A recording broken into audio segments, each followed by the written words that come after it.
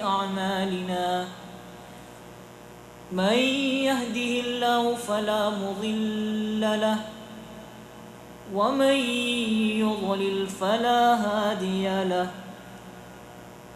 وأشهد أن لا إله إلا الله وحده لا شريك له وأشهد أن محمدًا عبده ورسوله يا أيها الذين آمنوا اتقوا الله حق تقاته ولا تموتن إلا وأنتم مسلمون يا أيها الناس اتقوا ربكم الذي خلقكم من نفس واحدة وخلق منها زوجها وبث منهما رجالا كثيرا ونساء واتقوا الله الذي تساءلون به والأرحام إن الله كان عليكم رقيبا يا أيها الذين آمنوا اتقوا الله وقولوا قولا سديدا يصلح لكم أعمالكم ويغفر لكم ذنوبكم ومن يطع الله ورسوله فقد فاز فوزا عظيما أما بعد فإن خير الحديث كتاب الله وخير الهدي هدي محمد صلى الله عليه وسلم وشر الأمور محدثاتها وكل محدثة بدعة وكل بدعة ضلالة وكل ضلالة في النار أعوذ بالله من الشيطان الرجيم بسم الله الرحمن الرحيم ومن يتوكل على الله فهو حسبه سورة الطلاق۔ اللہ رب العزت کا بڑا ہی کرم و احسان ہے جس کے فضل و کرم سے ہم نے جمعہ کی نماز کی ادائیگی فرمائی۔ بعدہ درود و سلام ہو نبی آخر الزماں جناب محمد مصطفیٰ صلی اللہ علیہ وسلم پر، جنہوں نے اللہ تبارک و تعالیٰ کی عطا کردہ امانت کو ہم تک پوری امانت داری کے ساتھ پہنچایا، جس میں ذرا برابر کمی بیشی نہیں کی۔ خطبہ حاجہ کے بعد میں نے آپ حضرات کے سامنے سورۃ الطلاق سے ایک آیت کے بعض حصے کو تلاوت کیا ہے۔ آج کے اس درس کے لیے مجھے جو عنوان دیا گیا ہے وہ ہے توکل علی اللہ، اللہ پر بھروسہ۔ اور یہ بڑا ہی اہم موضوع ہے، اور آج کے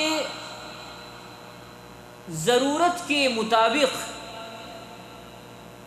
یہ موضوع بڑا ہی مقام اور مرتبہ رکھتا ہے۔ اس سے پہلے کہ میں اس عنوان کو مکمل طریقے سے بیان کروں، یہ بتانا چاہتا ہوں کہ اللہ تبارک و تعالی ساری کائنات کا خالق ہے، وہ اکیلا ہے، تنہا ہے، اور عرش پر مستوی ہے۔ اس کا کوئی شریک و ساجی نہیں، اس کی کوئی اولاد نہیں،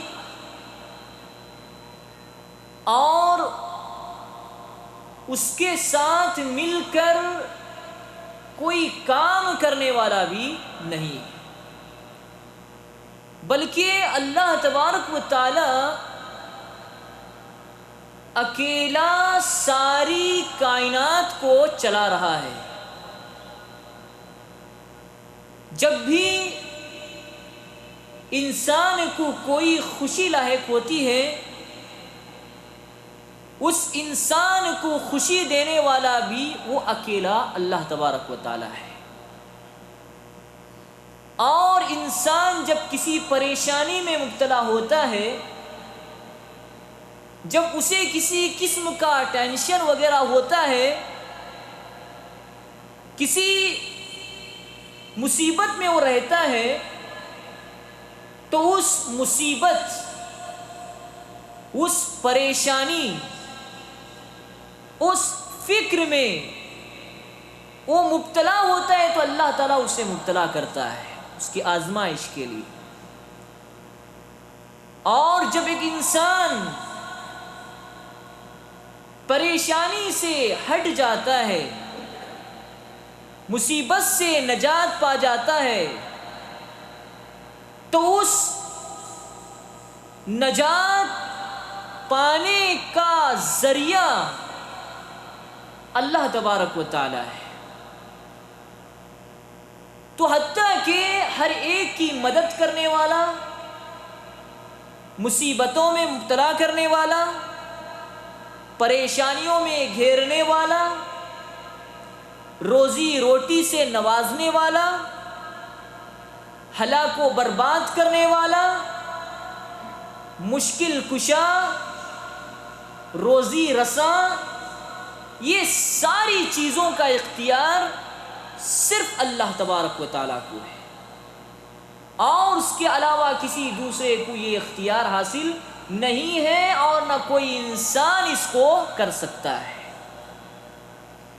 اللہ کی قدرت اتنی وسیع ہے، اتنی زیادہ ہے، اتنی مضبوط ہے اللہ کی قدرت۔ ان اللہ علی کل شیء قدیر، اللہ قرآن میں کہتا ہے یقیناً اللہ تبارک و تعالی ہر چیز پر قدرت رکھنے والا ہے۔ مثال کے ذریعے سے میں آپ کو سمجھاؤں اللہ تعالیٰ کیسے قدرت رکھتا ہے، پہلے آپ اس کو سمجھیں، کیونکہ یہ اللہ پر بھروسہ ایک ایسی چیز ہے، ایسی عبادت ہے جو ساری عبادتوں پر غالب ہے۔ اس اللہ پر بھروسہ والی عبادت اتنی بڑی ہے، اس کا مقام، اس کی پوزیشن اتنی بڑی ہے، اس سے بڑی عبادت اس معاملے میں کوئی نہیں ہے، اتنا مقام ہے اس کا۔ اس لیے اس سے پہلے ہم اللہ کی قدرت کو جاننا چاہیے کہ اللہ کی قدرت کیسی ہے، اللہ کیا کر سکتا ہے، اللہ کیسے سنبھالا ہوا ہے۔ اس ساری چیزوں کو ہم اس پر غور کریں، تب اللہ پر ہم صحیح معنی میں بھروسہ کر سکتے ہیں، ورنہ زبانی صرف دعویٰ کہ ہم اللہ پر بھروسہ کرنے والے اور باقی ساری چیزوں میں ہمارا معاملہ غرق، یہ چیز بھی صحیح نہیں ہو سکتی۔ اب اندازہ لگائیں، قوم سمود جو قوم تھی، اس سمود قوم کے اندر اللہ تبارک و تعالی نے انہیں شرک سے روکنے کے لیے، توحید پر لانے کے لیے صالح علیہ السلام کو بھیجا تھا۔ صالح علیہ السلام ایک نبی تھے، انہیں بھیجا سمود قوم کے اندر۔ اللہ کی آپ قدرت دیکھیے، اللہ نے جس کسی نبی کو، رسول کو بھیجا ہے، دعوت دینے کے لیے، شرک سے روکنے کے لیے ان قوموں والوں نے ان نبی کی باتوں کو ایسے ہی تسلیم نہیں کیا ہے۔ اگر ہم یہ کہیں کہ ہم فلاں آدمی ہیں، ہم اتنے بڑے ہیں، ہماری پوزیشن اتنی بڑی ہے، ہمارا مقام اتنا بڑا ہے، ہم وہ کر سکتے ہیں، ہم یہ کر سکتے ہیں، کوئی ماننے والا نہیں ہو سکتا ہے۔ اس کے لیے کوئی ثبوت ہونا چاہیے، کوئی دلیل ہونا چاہیے۔ جب بھی کوئی نبی اپنی قوم کے پاس گیا یہ کہنے کے لیے کہ اللہ کی عبادت کرو، میں اللہ کا نبی ہوں، میں اللہ کا رسول اور پیغمبر ہوں، میری رسالت کو، میری باتوں کو مانو، تو ان قوموں والوں نے ثبوت مانگا۔ آپ کیسے کہہ سکتے ہو کہ آپ اللہ کے نبی ہیں، آپ اللہ کے رسول ہیں، ہم آپ کی بات کو کیسے مان سکتے ہیں؟ اسی طرح سے صالح علیہ السلام گئے اپنی قوم کے پاس، سمود کے پاس۔ قوم سمود نے ان کی بات کو نہیں مانا، بار بار کہتے رہے، نصیحت کرتے رہے، دعوت دیتے رہے، نہیں مانا۔ بالآخر قوم سمود نے یہ پوچھا، اے صالح تمہارے پاس کیا دلیل ہے، کیا ثبوت ہے تمہارے پاس کہ تم اللہ کی طرف سے بھیجے ہوئے رسول ہو، نبی ہو؟ کوئی ہمیں ثبوت بتلائیے، کوئی ہمیں قدرت کی باریکی کو دکھلائیے، تب ہم مان سکتے ہیں۔ صالح علیہ السلام نے پوچھا تمہیں کیا دلیل چاہیے، کیا ثبوت چاہیے؟ میں دکھانے کے لیے تیار ہوں۔ قوم سمود نے کہا اچھا جب آپ دکھانے کے لیے تیار ہیں، ایک کام کیجئے، چٹان جو پہاڑی ہوتی ہے جس کو عربی میں جبل کہتے ہیں، اس چٹان پہاڑی میں سے حاملہ اونٹنی کو نکال کر لاؤ، حاملہ اونٹنی کو نکال کر لاؤ، تب ہم مان سکتے ہیں کہ اب اللہ کے نبی ہیں، رسول ہیں۔ اب عقل کیا قبول کر سکتی ہماری؟ کیا چٹان میں سے، پہاڑ میں سے اونٹنی نکلے گی؟ اونٹ نکلے گا؟ نہیں نکلے گی۔ پتھر نکلیں گے، پتھر نکلیں گے وہاں سے، چٹان سے، اونٹنی نہیں نکل سکتی ہے، ہماری عقل قبول کرتی ہے۔ لیکن اللہ کو کوئی چیز بڑی ہے، اللہ ہر چیز پر قدرت رکھنے والا، اس کی قدرت کی باریکی پر غور کیجئے۔ صالح علیہ السلام نے اللہ تعالیٰ کو پکارا، اللہ تبارک و تعالیٰ کو آواز دی، کہا کہ میری قوم کے لوگ اس کا مطالبہ کر رہے ہیں، اس کے بارے میں پوچھ رہے ہیں، کہہ رہے ہیں کہ پہاڑ سے ایک حاملہ اونٹنی کو نکال کر لاؤ، تبھی کیا ہے ہم تمہاری بات کو ماننے والے ہیں۔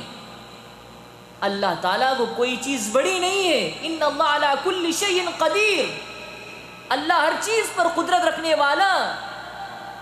اللہ تبارک و تعالیٰ نے پہاڑ کے ذریعے سے، پہاڑ میں سے، اس چٹان میں سے ایک حاملہ اونٹنی نکالتا ہے، اور جب نکالا اونٹنی کو، صالح علیہ السلام نے اپنی قوم والوں کے سامنے پیش کیا، دیکھو میرے نبی ہونے کی دلیل جو آپ پوچھ رہے تھے، مانگ رہے تھے، یہ آپ کے سامنے موجود ہے۔ لیکن صالح علیہ السلام کی وہ قوم سمود، اس کے باوجود بھی صالح علیہ السلام کی بات کو ماننے کے لیے تیار نہیں ہوئے۔ سرکش قوم تھی، بڑی ہی جابر ظالم قوم تھی کہ اس نبی کی لائی ہوئی دلیل کو ماننے کے لیے بھی تیار نہیں۔ پہلے کہا کہ ہم مانیں گے، ہم تسلیم کریں گے، لیکن جب پیش کیا گیا تو ماننے کے لیے تیار نہیں۔ آتا ہے واقعے میں بیان کیا جاتا ہے کہ جب اونٹنی پیش کی گئی، وہ اونٹنی ایسی تھی،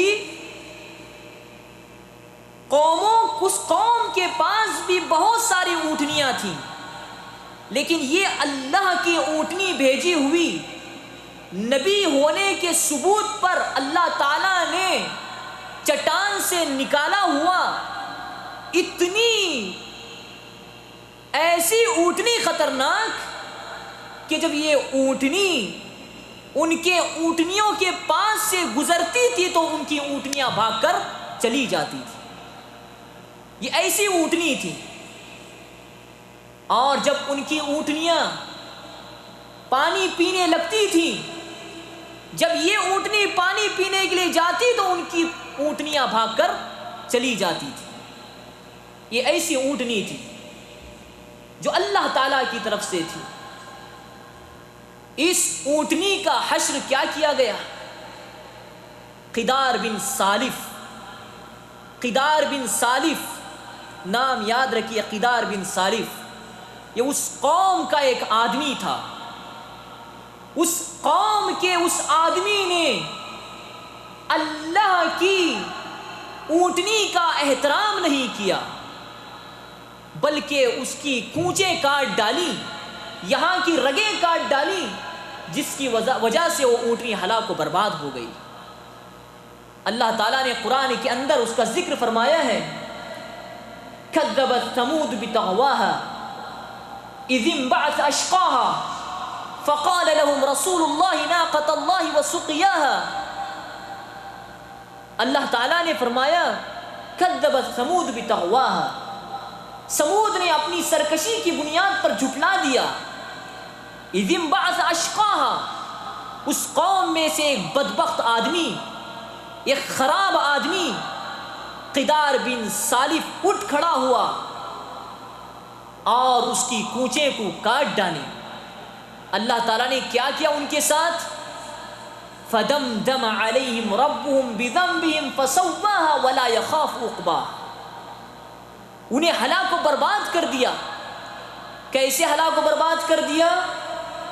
اللہ تعالیٰ نے سورہ حاقہ کی آیت کے اندر فرمایا فَأَمَّا ثَمُودُ فَأُهْلِكُوا بِالطَّاغِيَةِ، ایک چیخ نے انہیں ایسی آ کر پکڑ لیا، اس چیخ کی وجہ سے قوم سمود اس نبی کا انکار کرنے والے، صالح علیہ السلام کی باتوں کو ٹکرانے والے، ثبوت اور دلیل کے طور پر اللہ سے مانگی ہوئی اونٹنی کو لا کر دکھانے والے، اس کا انکار کرنے والے اس قوم کو اس ایک چیخ نے ہلاک و برباد کر دیا. آپ وہ چیخ کیسی تھی ہوگی، اب اندازہ لگائیں.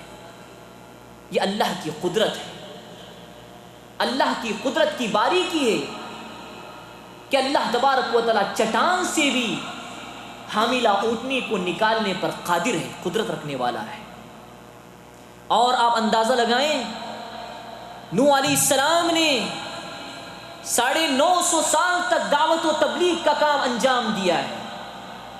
ایک دن نہیں، 2 دن نہیں، سال نہیں، 950 سال تک دین کا کام انجام دیا. بالآخر اللہ تبارک و تعالیٰ نے نوح علیہ السلام کو ایک کشتی بنانے کا حکم دیا. وہ کشتی بنا رہے تھے، کشتی تیار کر رہے تھے. نوح علیہ السلام کی قوم والے ان کا مذاق اڑا رہے تھے کہ اے نوح، ایک کشتی تم مٹی پر چلانے والے ہو یا پانی پر چلانے والے ہو؟ تمسخر کر رہے ہیں نبی کا مذاق اڑا رہے ہیں. اللہ تبارک و تعالیٰ نے کشتی بنانے کا حکم دیا اور اس کشتی میں اپنے ماننے والوں کو بھی لے جانے کا حکم دیا. اب عذاب کا انتظار کر رہے ہیں، عذاب کی گھڑی آنے والی ہے. اللہ تعالیٰ نے طوفان کے ذریعے سے، سیلاب کے ذریعے سے انہیں ہلاک و برباد کر دیا جو نوح علیہ السلام کا مذاق اڑاتے تھے، جو نوح علیہ السلام کی دعوت کو ٹھکرانے والے تھے. اب اس قوم کے اندر نوح علیہ السلام کا بیٹا کنعان بھی تھا. نوح علیہ السلام کے بیٹے کا نام کنعان تھا. اس کنعان نے کہا، اس کنعان سے ان کے والد نے کہا، نوح علیہ السلام نے کہا میرے بیٹے ہماری بات کو تسلیم کر لے اور ہمارے ساتھ نکل پڑ، ورنہ تجھے بھی اللہ تبارک و تعالیٰ کا عذاب سے تو بچ نہیں پائے گا، تو بھی ہلاک و برباد ہو جائے گا. نوح علیہ السلام نے اللہ تبارک و تعالیٰ سے دعا بھی کی تھی، اے اللہ تیرا وعدہ ہے کہ تو ہمارے اہل والوں کو نجات دے گا، ہمارے اہل والوں کو عذاب سے دوچار نہیں کرے گا، بچائے گا. اللہ تعالیٰ نے کہا اس وقت یہ تمہارا بیٹا یہ کافروں میں سے ہے، اور کافر لوگوں کو اللہ تبارک و تعالیٰ ان کا ساتھ دے نہیں سکتا ہے، یہ برباد ہونے والی قوم ہے، یہ ہلاک ہونے والی قوم ہے. نوح علیہ السلام نے بیٹے کو کنعان کو سمجھا رہے تھے. نوح علیہ السلام بیٹا ماننے کے لیے تیار نہیں، اب عذاب نازل ہونے والا. کنعان نے کہا اے میرے ابا جان میں پہاڑ کی چوٹی پر چڑھ جاؤں گا، سآوی الی جبل یعصمونی، میں پہاڑ کی چوٹی پر چڑھ جاؤں گا، وہاں پر تیرے پروردگار کا عذاب کیا ہے مجھے پکڑنے والا نہیں، عذاب میں مبتلا نہیں ہو جاؤں گا، میں بچ جاؤں گا. لیکن وہ پہاڑ پر چڑھنے والا کنعان، اللہ کی اتنی بڑی قدرت، اللہ کی اتنی بڑی طاقت کہ وہ عذاب پہاڑ کی چوٹی تک بھی پہنچ گیا اور وہ بھی ہلاک و برباد ہو گیا. یہ اللہ کی قدرت ہے میرے بھائی، اللہ کی قدرت سے کسی کو انکار نہیں ہونا چاہیے. اللہ کی طاقت اتنی بڑی طاقت ہے کہ اگر انسان اس کے بارے میں غور کرے، تدبر سے کام لے، سوچے تو اس کو سمجھ میں آئے گا کہ اللہ تعالیٰ کی قدرت کی کتنی باریکیاں ہیں. یہ آسمان جو ہمارے اوپر کھڑے ہوئے ہیں، یہ زمین جس کے فرش پر ہم چل رہے ہیں، آسمان جو بغیر ستون کے کھڑا ہوا ہے، یہ اللہ کی قدرت نہیں ہے تو اور کیا ہو سکتی ہے؟ یہ اللہ ہی کی قدرت ہے. کیا کہیں آپ آسمان پر سوراخ نظر آتا ہوا دیکھ رہے ہیں؟ کہیں آپ آسمان پر پلر لگے ہوئے، ستون لگے ہوئے دیکھ رہے ہیں؟ اتنی چھوٹی سی عمارت کے لیے کتنے ستون لگے ہوئے ہیں، لیکن آسمان کے لیے کوئی ستون نہیں لگا ہوا ہے، بغیر ستون کے کھڑا ہوا ہے. یہ اللہ کی قدرت نہیں ہے تو کیا ہو سکتی ہے؟ زمین جس پر پہاڑوں کو اللہ تعالیٰ نے مضبوطی سے گاڑ دیا، کس لیے گاڑ دیا؟ تاکہ زمین مضبوطی سے رک جائے، اس کے اندر جنبش نہ ہو، کوئی ہلاوٹ نہ پیدا ہو. وَإِلَى الْجِبَالِ كَيْفَ نُصِبَتْ، پہاڑوں کی طرف دیکھو کیسے گاڑ دیے گئے ہیں. وَإِلَى الْأَرْضِ كَيْفَ سُطِحَتْ، زمین کی طرف دیکھو کیسے بچھا دی گئی ہے. وَإِلَى السَّمَاءِ كَيْفَ رُفِعَتْ، آسمان کی طرف دیکھو کیسے بلند کر دیے گئے ہیں. یہ اللہ کی قدرت نہیں ہے تو اور کیا ہو سکتے ہیں؟ اللہ کی قدرت کا اندازہ لگانا ہے. اللہ ہی مدد کرنے والا، اللہ ہی سازگار ہے ہر چیز کا. آج ہم اس کے بارے میں تدبر سے کام نہیں لیتے ہیں، اس لیے طرح سے عقیدے میں ہماری گڑبڑی نظر آ رہی ہے. آج ہمیں اپنے عقیدے کی اصلاح کرنا ہوگا، آج ہمیں اپنے عقیدے کی درستگی کرنا پڑے گا. عقیدے سے تعلق رکھنے والا آج ایک موضوع مختصر انداز میں اللہ پر بھروسہ، اس کو مجھے بیان کرنا ہے. میں نے مناسب سمجھا کہ اللہ پر بھروسہ ایک ایسی عبادت ہے کہ جو ساری عبادتوں پر ایک اپنا مقام اور مرتبہ رکھنے والی ہے. اس کی مثال آپ ایسے سمجھیے کہ ساری عبادتوں پر اللہ پر بھروسہ اور توکل ایک ایسی چیز جیسے کہ ہمارا پورا ڈھانچہ ہے، پورا جسم ہے، اس جسم پر جسم کے ساتھ ہاتھ بھی لگے ہوئے ہیں، ہمارے پیر ہیں، ہمارا سر موجود ہے، ہماری آنکھیں موجود ہیں، یہ ساری چیزیں موجود ہیں۔ توکل اللہ، اللہ پر بھروسہ کرنا، یہ ساری عبادتوں میں سر جیسا مقام رکھتی ہے۔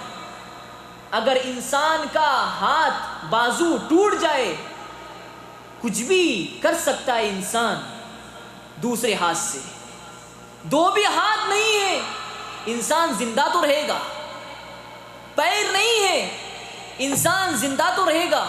اگر انسان کا سر ہی پوری طرح سے چلا جائے تو انسان زندہ رہ سکتا ہے؟ نہیں زندہ رہ پائے گا۔ آپ سوچیں، اسی طریقے سے ساری عبادتوں میں اللہ پر بھروسہ کرنا یہ بہت بڑی عبادت ہے، ساری عبادتوں پر غالب ہے، غلبہ رکھنے والی ہے، ایک مقام اور ایک پوزیشن رکھنے والی عبادت ہے۔ اللہ پر بھروسہ کرنا چاہیے ہر چیز میں، اللہ پر بھروسہ کرنے چاہیے ہر معاملے میں۔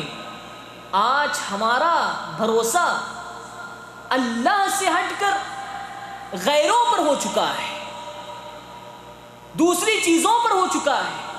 حالانکہ سورہ طلاق کی آیت اللہ تعالیٰ نے فرمایا وَمَن يَتَوَكَّلْ عَلَى اللَّهِ فَهُوَ حَسْبُهُ، جو اللہ پر بھروسہ رکھتا ہے، توکل کرتا ہے، اللہ تعالیٰ اس کی مدد کے لیے کافی ہو جاتا ہے۔ اور آپ دیکھیں اللہ تبارک و تعالیٰ نے قرآن کریم کے اندر مختلف انداز میں یہ کہا، ایک تو کہا کہ وَمَن يَتَوَكَّلْ عَلَى اللَّهِ فَهُوَ حَسْبُهُ، اور اسی طرح سے دوسری جگہ فرمایا فَاعْبُدْهُ وَتَوَكَّلْ عَلَيْهِ، اللہ کی عبادت کرو اور اس پر بھروسہ کرو۔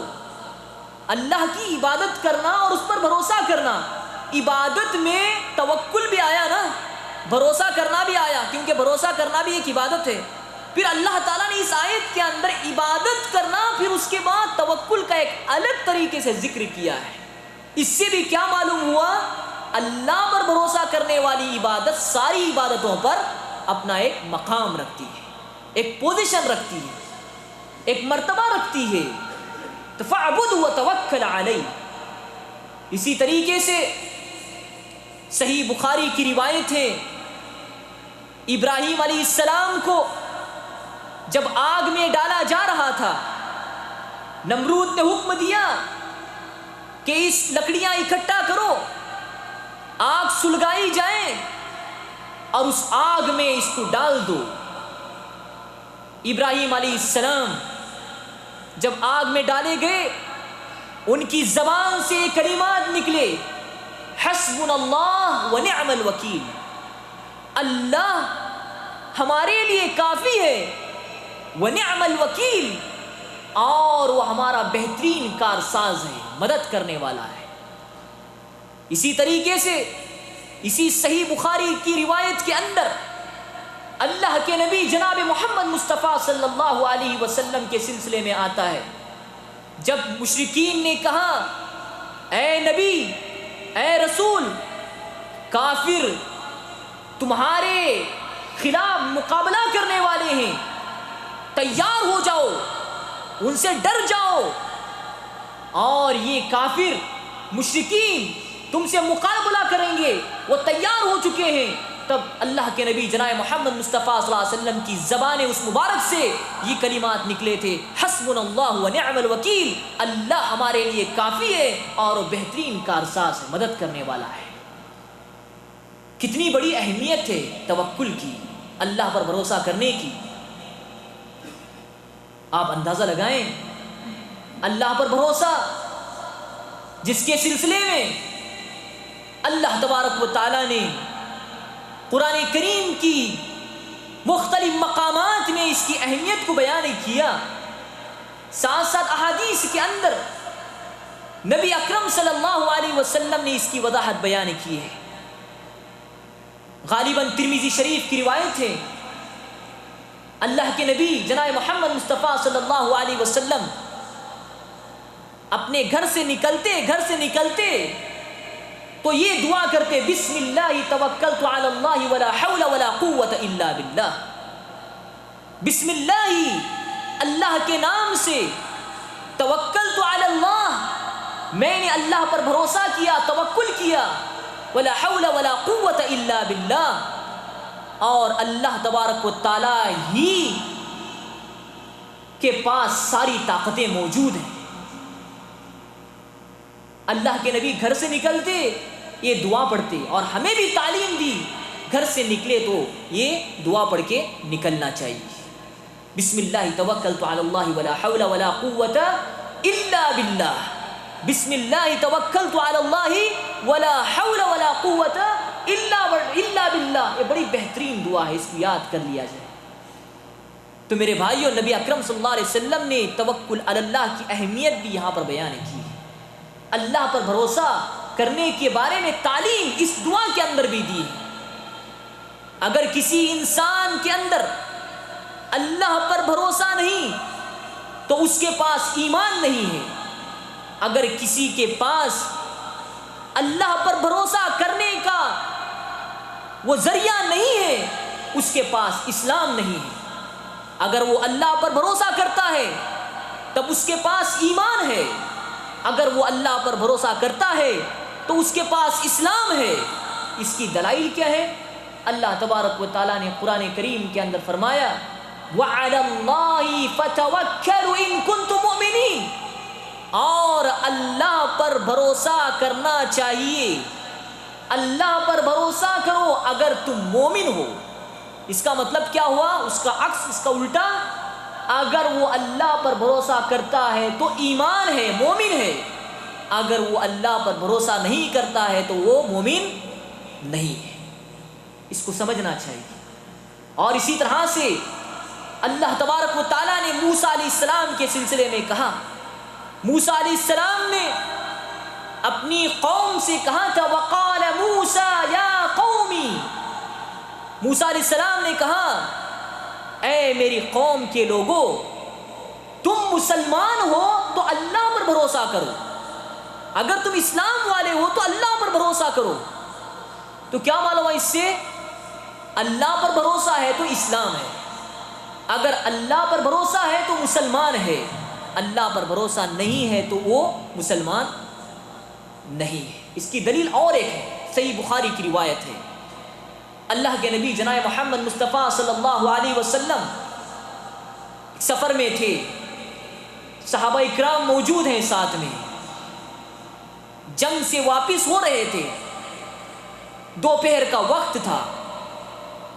اب سوچا اللہ کے نبی نے کچھ دیر آرام کر لیں گے، کچھ دیر آرام کر لیں گے، پھر اس کے بعد نکلیں گے، کیونکہ دوپہر کا وقت ہے.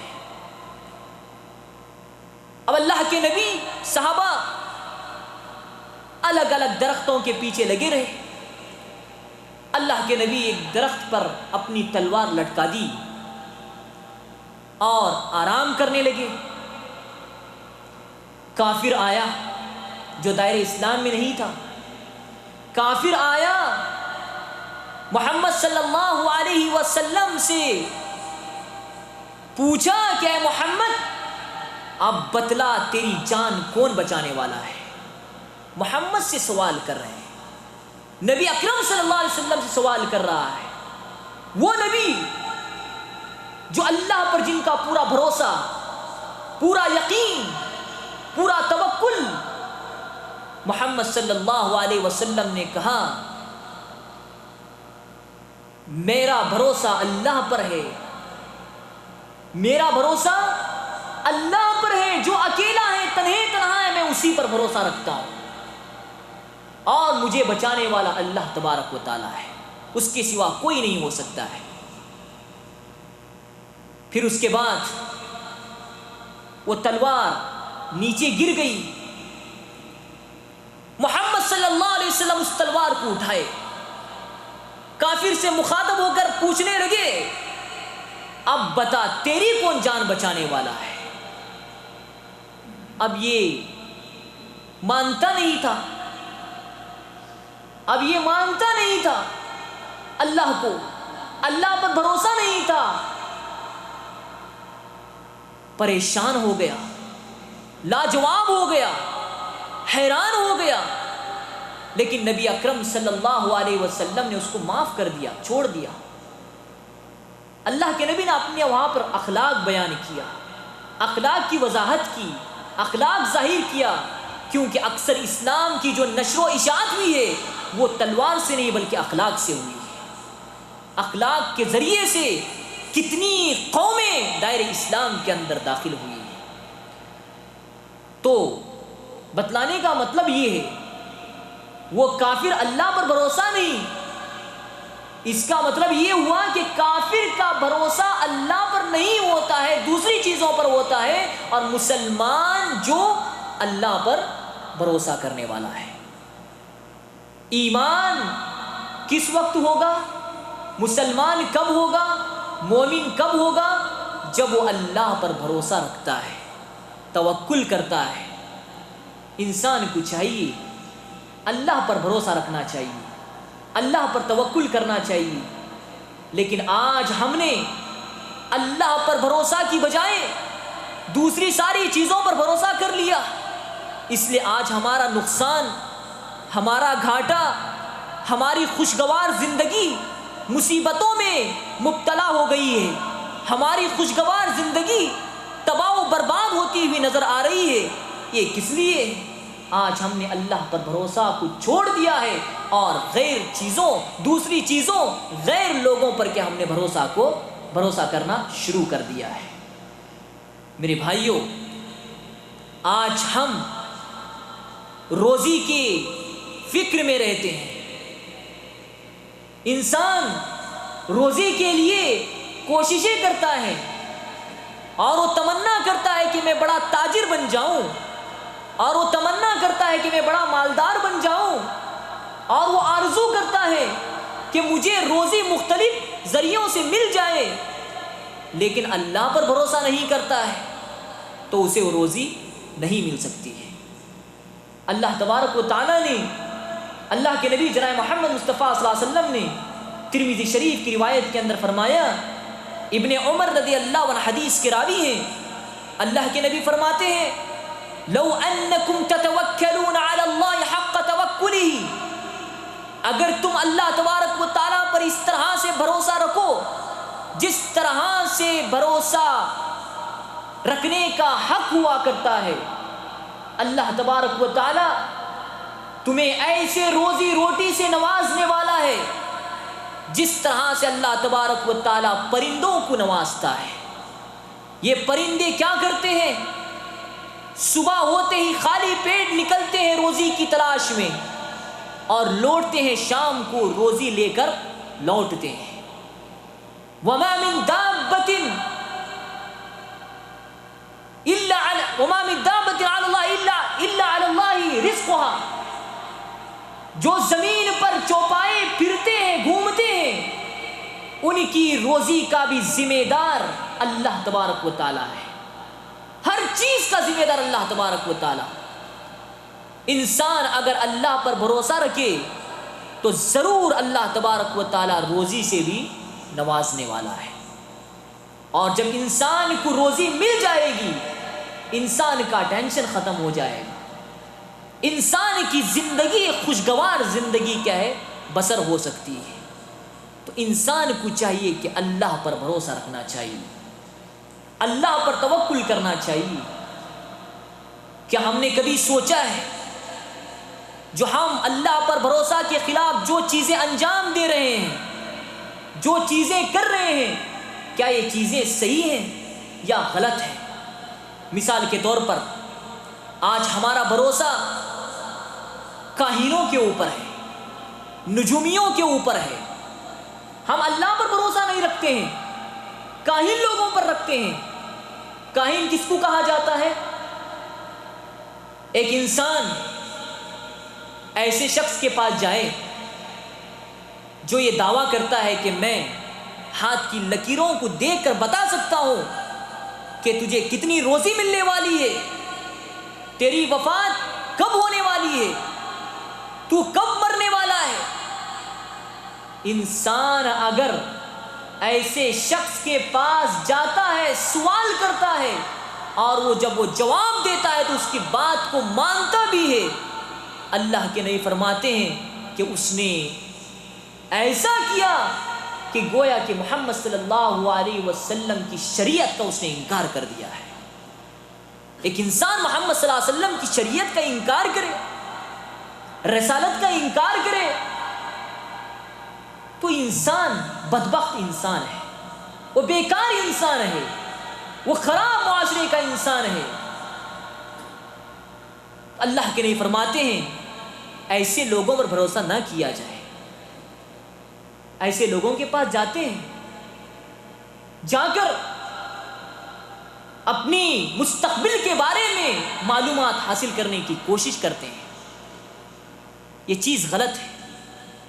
اللہ تبارک و تعالیٰ نے قرآن کریم کے اندر فرمایا ان اللہ عنده علم الساعة وينزل الغيث ويعلم ما في الارحام وما تدري نفس ماذا تكسب غدا وما تدري نفس بأي ارض تموت. عبداللہ ابن عمر رضی اللہ عنہ اس آیت کے ضمن میں صحیح بخاری کے اندر یہ کہتے ہیں، اللہ کے نبی جناب محمد مصطفیٰ صلی اللہ علیہ وسلم نے فرمایا اس آیت کو تلاوت کرتے ہوئے ان اللہ عنده علم الساعة، اللہ ہی کے پاس قیامت کا علم ہے، اللہ کے علاوہ کوئی بھی نہیں جانتا ہے. جبرائیل امین اللہ کے نبی کے پاس آئے، اللہ کے نبی سے ایمان کے بارے میں، اسلام کے بارے میں، احسان کے بارے میں سوالات کی. اللہ کے نبی نے جواب دیا. حالانکہ جبرائیل امین علیہ السلام آئے تھے اللہ کے نبی کو علم دینے کے لیے، آئے سوالات کے مختصر یہ ہے، جوابات دیا. قیامت کے بارے میں سوال کیا، اللہ کے نبی نے فرمایا جو پوچھ رہا ہے، جو سوال کر رہا ہے، پوچھے جانے والے سے زیادہ جانتا ہے. میں اس کا علم نہیں رکھتا ہوں، میں اس کا علم نہیں رکھتا ہوں. قیامت کے بارے میں بتا نہیں سکتا ہوں کہ قیامت کب آنے والی ہے. پھر اس کے بعد اللہ کے نبی نے کچھ نشانیاں وغیرہ بتلائیں، علامتیں بتلائیں.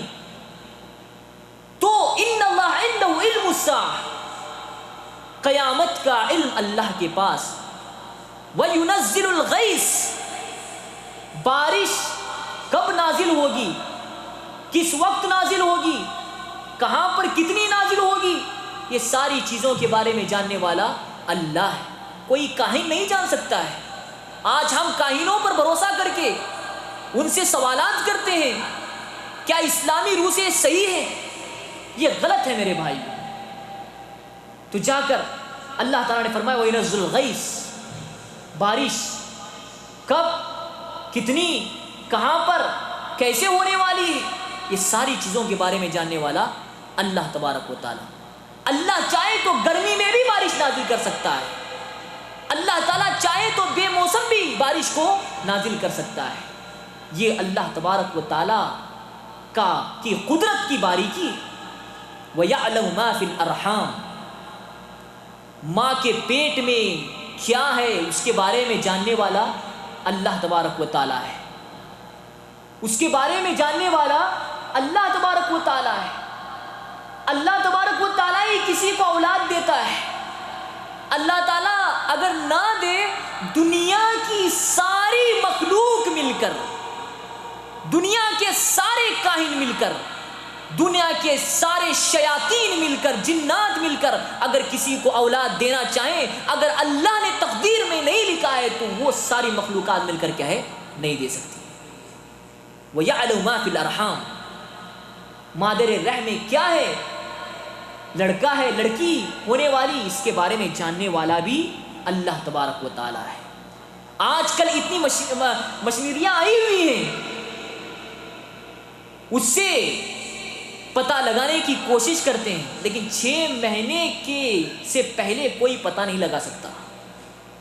پتہ لگائے گا تو وہ بھی 6 مہینے کے بعد، وہ بھی اندازے کے مطابق. لیکن اللہ کا اندازہ نہیں ہے، وہ تو بڑا بہترین اندازہ اللہ کا. وَيَعْلَمُ مَا فِي الْأَرْحَامِ، اللہ تعالیٰ مادر رحم میں کیا ہے اس کے بارے میں جاننے والا. وما تدری نفس ماذا تکسب غدا, اور انسان کو اس کا بھی علم نہیں ہے کل کے دن وہ کیا کمانے والا ہے, کتنے روپے کمانے والا ہے, کتنے ریال کمانے والا ہے. کسی کا کوئی نہیں بتلا سکتا ہے, یہ صرف اللہ تعالیٰ جاننے والا. اور جا کے کاہنوں کے پاس اپنی یہ لکیروں کو دکھا کر اس طرح سے معلوم کرے کہ میں کتنا کمانے والا ہوں, میرے کو بیان کیجئے. یہ ساری چیزیں کیا ہے؟ عقیدے کی خرابی. عقیدے میں جب کسی کا مسئلہ ڈاواڈول ہوتا ہے تو پھر اس کے لیے خطرے کی چیز ہے. انسان اپنے عقیدے کو درست کرنا چاہیے. اور آگے اللہ تعالیٰ نے فرمایا وما تدری نفس بأي ارض تموت, انسان کس سرزمین میں مرنے والا ہے اس کے بارے میں بھی کوئی نہیں جانتا سوائے اللہ تعالیٰ کی. آپ کتنے ایسے واقعات دیکھے ہوں گے, ہندوستان سے تعلق رکھنے والے, پاکستان سے تعلق رکھنے والے, ملیشیا سے تعلق رکھنے والے, ان کی موت ہوتی ہے اس سرزمین پر, سعودیہ کی سرزمین پر.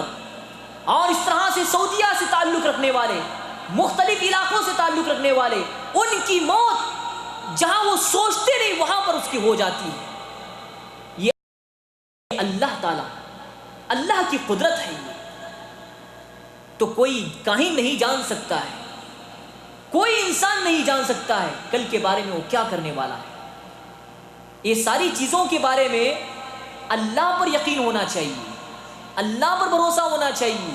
وہی ساری چیزیں کر سکتا ہے, اس کے علاوہ کوئی نہیں کر سکتا. عزت دیتا بھی ہے وہی ہے, ذلیل کرتا بھی ہے وہی ہے. ہم یہ سوچیں گے فلاں آدمی ہمیں ہماری تذلیل کرے گا, ہمیں ذلت کا شکار بنائے گا. نہیں میرے بھائی, گھبرانے کی ضرورت نہیں ہے. انسان کسی انسان کے چھوٹ جانے سے یا کسی انسان کی وجہ سے کسی دوسرے انسان کی عزت پر حملہ نہیں ہوتا ہے. وَتُعِزُّ مَن تَشَاءُ وَتُذِلُّ مَن تَشَاءُ, جسے اللہ تعالیٰ عزت دینا چاہتا ہے اسے اللہ ہی عزت دیتا ہے, جسے ذلیل کرنا چاہتا ہے اللہ تعالیٰ ہی اسے ذلیل و رسوا کر دینے والا. اللہ پر یقین رکھیے, اللہ پر بھروسہ رکھیے. صحیح بخاری کی روایت ہے, ابن عباس رضی اللہ عنہما کو اللہ کے نبی جناب محمد مصطفیٰ صلی اللہ علیہ وسلم نے 10 نصیحتیں کی تھیں.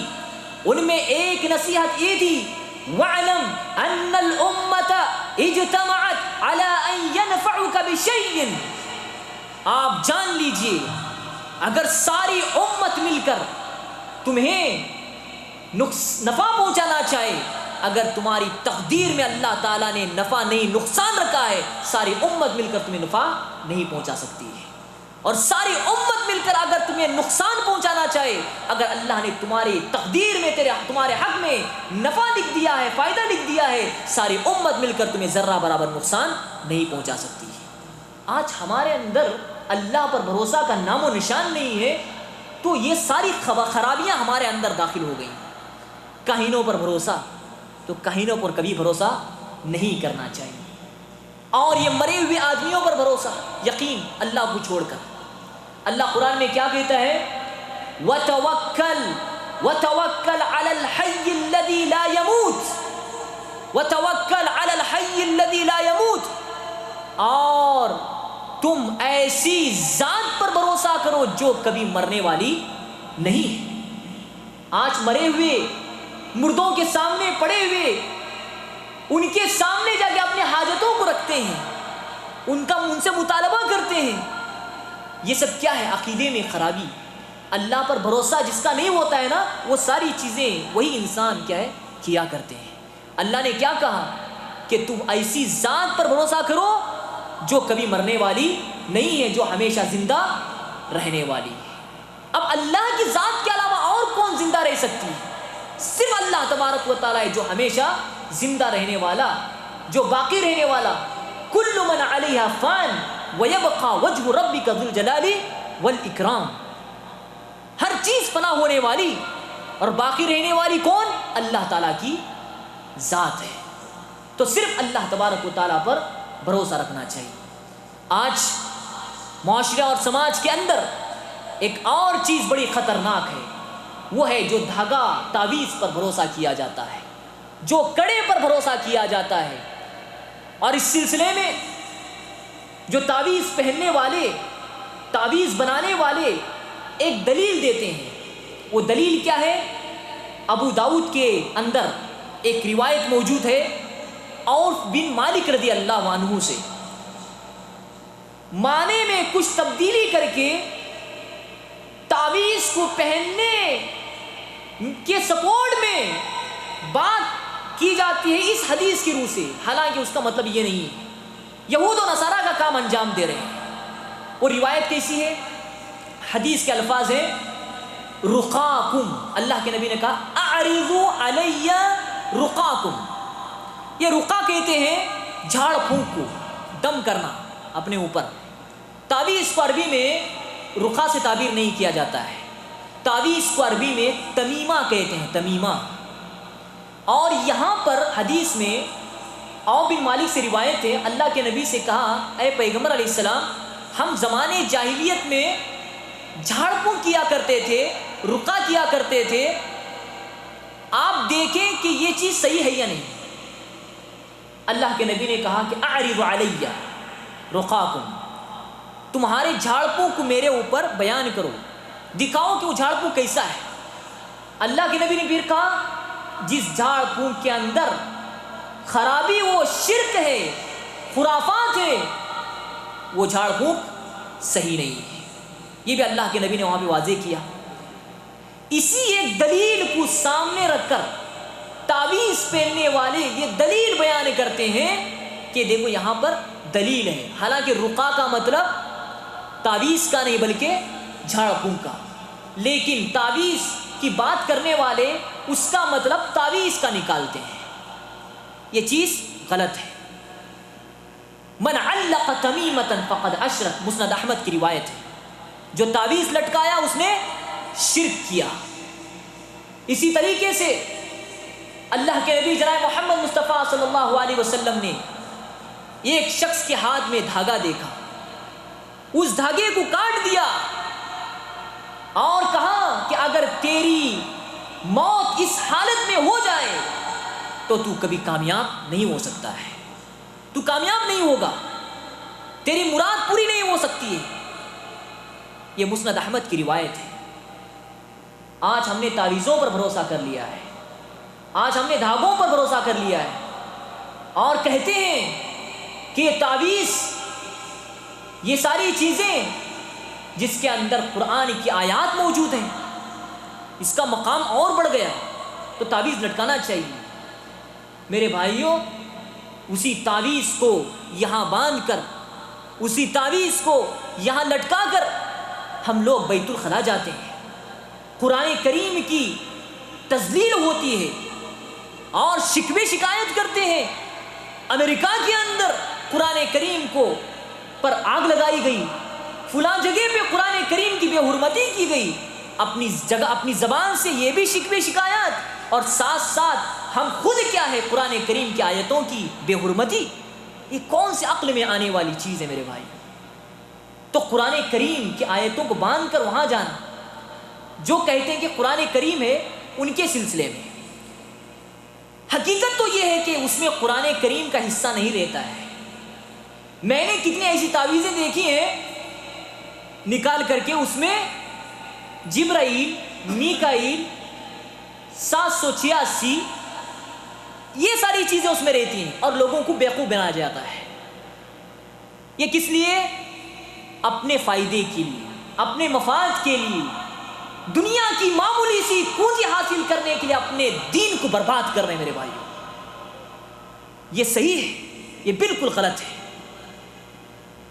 اور اپنے مفاد کے لیے نبی اکرم صلی اللہ علیہ وسلم سے ثابت الفاظ کو میں تحریف کر رہے ہیں، ان کے معنی میں تبدیلی کر رہے ہیں. یہ تو یہود و نصارہ کا کام تھا. ایک انسان یہ سوچے، ایک بے نمازی یہ سوچے میرے پاس نماز نہ پڑھنے کی دلیل ہے. کیا دلیل ہے وہ؟ فویل للمصلین، نمازیوں کے لیے بربادی ہے. آگے کا جملہ چھوڑ دیتا ہے. کون سا جملہ ہے؟ فویل للمصلین الذین هم عن صلاتهم ساہون. ان نمازیوں کے لیے بربادی ہے جو اپنی نمازوں میں سستی برتتے ہیں. لیکن یہود و نصارہ کا کام انجام دینے والے اسی طرح سے کرتے ہیں کہ جو معنی میں تبدیلی کرتے ہیں، جو الفاظ میں تبدیلی کرتے ہیں، جو ادھر کا جملہ ادھر کرتے ہیں، ادھر سے کاٹ دیتے ہیں، ادھر سے کاٹ دیتے ہیں، اور اپنے مفاد کے لیے ساری چیزیں انجام دے رہے ہیں۔ تعویذ پر بھروسہ، انسان اللہ پر بھروسہ رکھے، اور یہ ساری فالتو چیزوں پر بھروسہ رکھنا، یہ تعویذ ایک مردار چیز۔ اللہ نے کیا کہا؟ وَتَوَكَّلْ عَلَى اللَّهِ عَلَى الْحَيِّ الَّذِي لَا يَمُوتُ، ایسی ذات جو ہمیشہ رہنے والی ہے اس پر بھروسہ کرو۔ یہ تعویذ کیا ہے؟ یہ کوئی زندہ رہنے والی چیز ہے؟ اس کے اندر جان موجود ہے؟ یہ تو بے جان چیز ہے۔ وہ انسان جو مزاروں کی نظر ہو گیا ہے، جو قبروں میں مدفون ہے، وہ انسان زندہ ہے، اس کے پاس جا کر اپنی حاجتوں کو کیا ہے بیان کی جاتی ہے۔ یہ ساری چیزیں نعوذ باللہ ثم نعوذ باللہ، یہ ساری چیزیں خرافات ہیں میرے بھائی، عقیدے میں گڑبڑی ہے۔ ہمیں اللہ پر بھروسہ رکھ کر اللہ ہی سے مدد مانگنا چاہیے۔ جب انسان کا بھروسہ اللہ پر ہوگا تو وہ اللہ ہی سے مدد مانگے گا۔ اگر اللہ پر بھروسہ نہیں ہوگا، ایرے ویرے لوگوں کے پاس جا کر بھی وہ مدد مانگ سکتا ہے۔ اللہ نے کیا کہا؟ رب المشرق والمغرب لا الہ الا ہو فاتخذہ وکیلا۔ مشرق کا بھی رب اللہ، مغرب کا رب بھی اللہ، لا الہ الا ہو، اللہ کے سوا کوئی معبود برحق نہیں، اور اللہ ہی مدد کرنے والا ہے۔ تو یہ ساری چیزیں، پاکستان کا ایک واقعہ کراچی میں جو جناب صادق صاحب کے نام سے، میرے نام سے تھے، انہوں نے بیان کیا ہے کہ وہ صادق صاحب لانچ بوٹ وغیرہ میں وہاں پہ کچھ کام کرتے تھے، سمندری بحری، اس میں وہاں پر دو دربار تھے بابا کے، ایک کا نام وہ غازی عبداللہ صاحب کا دربار، اور دوسرے کا ایک فلاں اور ایک کا تھا۔ اب یہ بوٹ جاتی تھی، چلانے والا سب سے پہلے اس کو سلام کرتا تھا ایسے، اب ادھر سے ہو کے سیدھا نہیں جاتی تھی جہاں پر جانا ہے، دوسرے دربار پر جا کے وہاں پہ سلام مارتا تھا۔ لوگ پوچھتے تھے کہ تم ایسا کیوں کرتے ہو، لوگ سوال کرتے تھے تم ایسا کیوں کرتے ہو؟ وہ کہتا تھا اگر ان دونوں کو سلام نہ مارا جائے، سلام نہ کیا جائے، بیچ سمندر میں جا کے ہماری بوٹ ہلاک و برباد ہو جائے گی۔ استغفر اللہ، اللہ پر بھروسہ نہیں، یہ بابا کے درباروں پر، ایسے لوگوں پر بھروسہ۔ وہ اللہ جس نے 12 راستے سمندر میں بنا کر موسیٰ علیہ السلام کی نجات، موسیٰ علیہ السلام کو نجات دیا تھا فرعون کے لشکر سے، 12 راستے بنایا۔ فاضرب بعصاک الحجر فانفجرت منہ 12 عینا، 12 راستے بن گئے، لاٹھی کو مارنے کا حکم دیا۔ فرعون اپنے لاؤ لشکر کے ساتھ پیچھے سے مقابلہ کرنے کے لیے تیار ہے، موسیٰ علیہ السلام اپنے لوگوں کے ساتھ رواں دواں ہے۔ اللہ تعالیٰ حکم دیتا ہے کہ موسیٰ فاضرب بعصاک، اپنی لاٹھی کو مارو، جیسے مارا 12 راستے بن گئے، پانی کھڑا ہو گیا، 12 راستے سے ان کا کیا ہے یہ لوگ نکل پڑے۔ فرعون نے سوچا کہ میں اور میرا لشکر بھی ادھر سے پاس ہو جائے گا، لیکن اللہ دیکھیے کیسے ہلاک و برباد کرتا ہے۔ وہ اللہ جس نے فرعون اور اس کے لشکر کو ہلاک و برباد کر دیا، حکم دیا کھڑے ہوئے پانی کو پانی مل جائے، اور جیسے کہ فرعون داخل ہوا بیچ میں ہلاک و برباد ہو گیا۔ اللہ پر بھروسہ کیجیے میرے بھائی، اللہ پر توکل کرنا چاہیے۔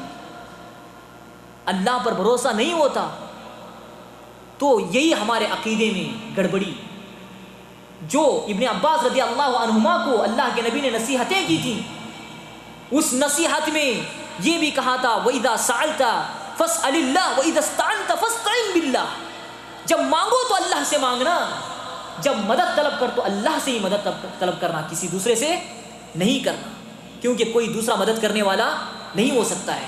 شیخ الاسلام ابن تیمیہ رحمہ اللہ فرماتے ہیں، کیا فرماتے ہیں؟ جو اللہ پر بھروسہ نہیں کرتا ہے وہ مشرک ہے۔ شیخ الاسلام ابن تیمیہ رحمہ اللہ جنہیں مختصر سی زندگی ملی تھی، جنہوں نے اپنی اس مختصر سی زندگی کے اندر اسلام کے لیے وہ کارنامے انجام دیے ہیں، رہتی دنیا کے لیے ایک مثال بنا کر کے چھوڑ گئے۔ امام ابن تیمیہ رحمہ اللہ نے کہا کہ جو اللہ پر بھروسہ نہیں رکھتا ہے وہ مشرک ہے، وہ مسلمان نہیں ہو سکتا ہے۔ یہ کتنی خطرناک چیز ہے۔ آج ہم یہ ساری چیزوں پر بھروسہ رکھ رہے ہیں۔ یہ ساری چیزیں میرے بھائیوں صحیح نہیں، بلکہ صرف اللہ پر بھروسہ رکھنا چاہیے۔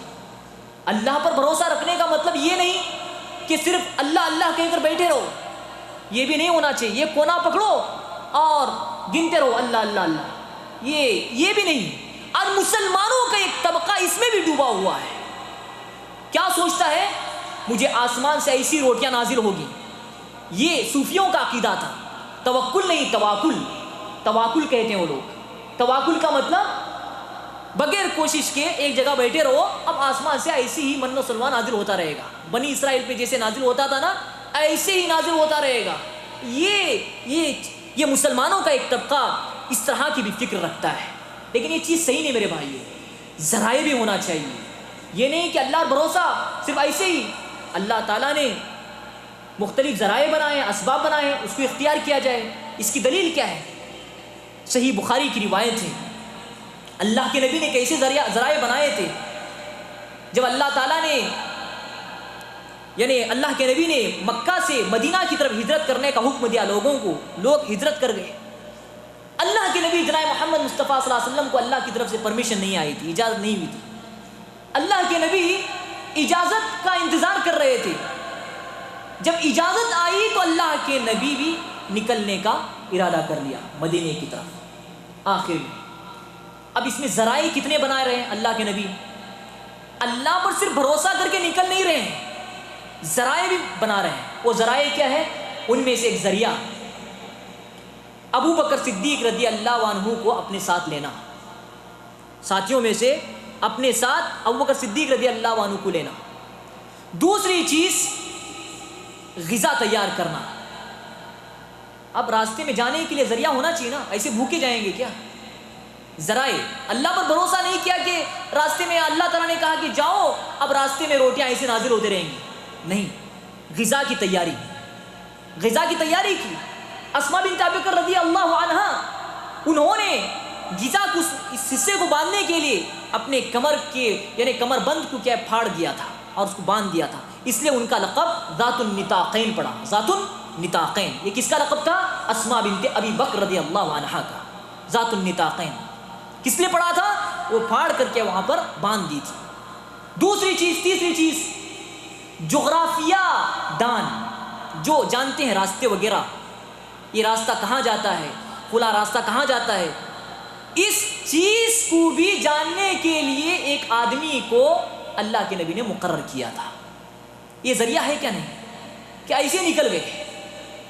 نہیں، ذریعہ بنایا اللہ کے نبی۔ اسی طریقے سے اور دیکھیے، جس رات میں نکلنا تھا، جس دن نکل رہا تھا، اس رات میں اپنے بستر پر علی رضی اللہ عنہ کو لٹھا دیا۔ یہ بھی ایک ذریعہ، تاکہ کفار و مشرکین یہ سوچیں کہ اللہ کے نبی ابھی گھر کے اندر ہی ہیں، ابھی نکلے نہیں ہیں، ان کی سازش پوری ختم ہو جائے۔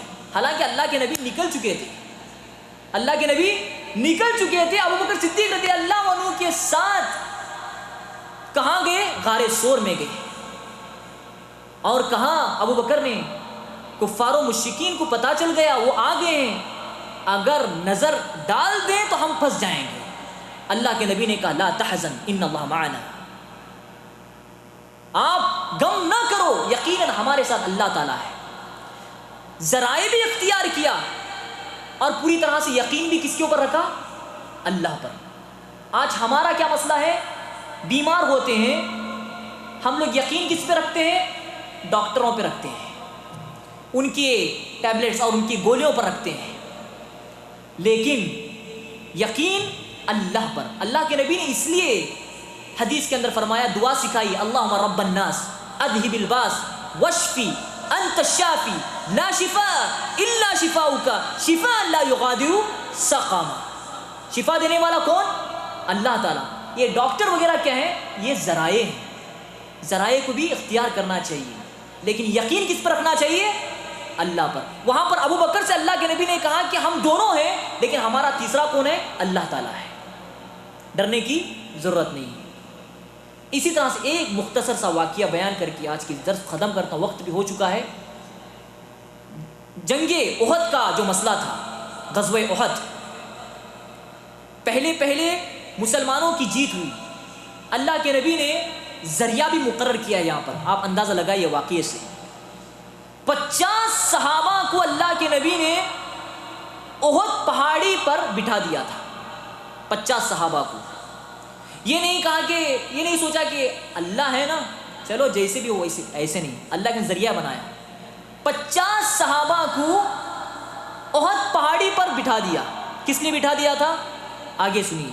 اس میں سے ایک کمانڈر کو مقرر کیا تھا اللہ کے نبی نے 50 میں سے، اور کہا کہ ہماری جیت بھی ہو جائے، ہم ہار بھی جائیں، دونوں صورت میں آپ لوگ وہاں سے ہٹنا نہیں.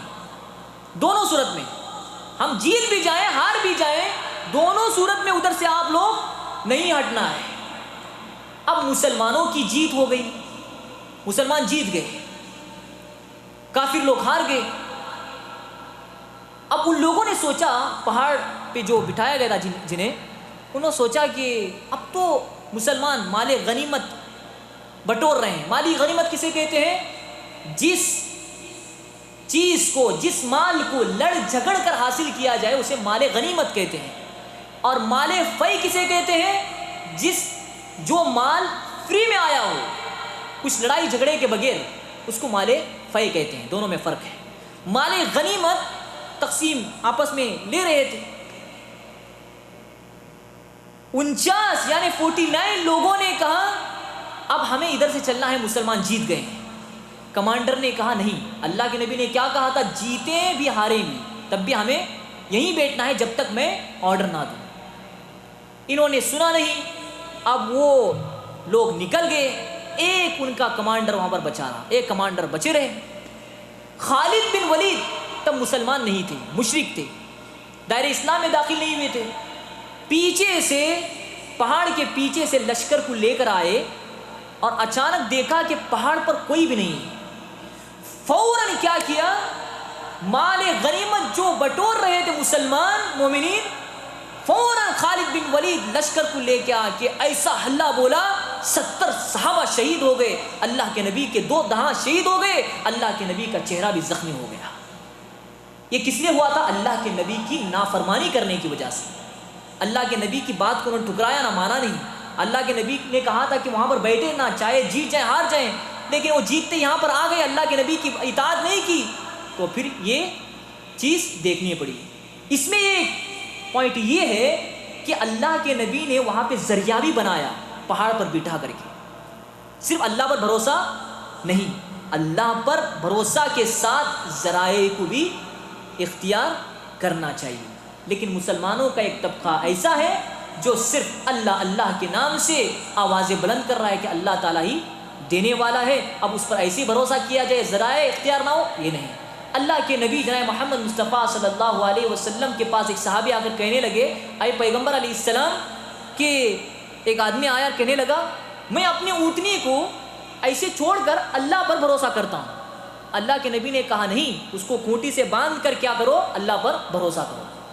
اب آپ اس کو باندھے بھی نہیں، اللہ پر بھروسہ کر رہے ہیں، وہ بھاگ جائے گی. سمجھے؟ اگر باندھیں گے وہ ذریعہ ہے. ٹھیک ہے. اللہ تبارک و تعالیٰ سے دعا ہے اللہ تبارک و تعالیٰ ہم تمام کو صحیح معنی میں اللہ پر بھروسہ کرنے کی توفیق عطا فرما، اور اپنے عقیدے کو مضبوط کرتے ہوئے زندگی بسر کرنے کی توفیق عطا فرما. آمین. وما علینا الا البلاغ.